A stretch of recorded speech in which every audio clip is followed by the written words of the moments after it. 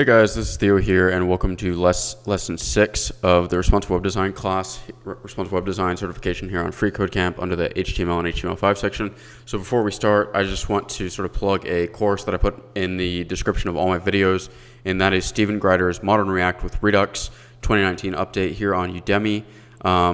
Again, the address bar, the URL bar is cut off right now, but there's just going to be a description. There always is in the bottom of my videos. If you do buy it from there, I do get a little commission, so if you want to support the channel, go ahead. Again, if you're looking to get a job as a web developer, React, Redux are some of the best technologies that you can learn out there. Really good paying jobs, really flexible, really evolving. It promotes a modern JavaScript stack, so we can talk about this at a later time. But yeah, if you guys are interested, Stephen Grider has great courses. You can sort of go here and sort of look at the courses he has. If you go to his instructor profile, I've watched a ton of these courses, and he's got everything from Node to server-side rendering, Node with React, GraphQL, ES6, Mono React, Advanced React, right?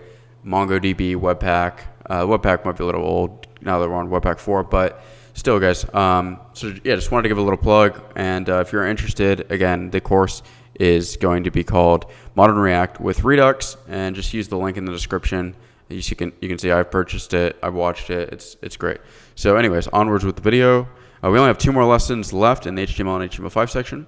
So this first one of 2 is basic HTML and HTML5, declare the doc type of an HTML document.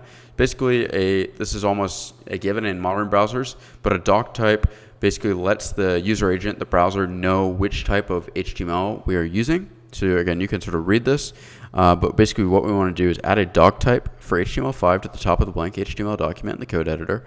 Under it, add opening and closing HTML tags, which wrap around an H1 element. The heading can include any text. So let's take this, format that with prettier, and we're just going to write an H1 and say welcome to the jungle, something kind of funny. And if we go ahead and inspect it in our browser, we can sort of see,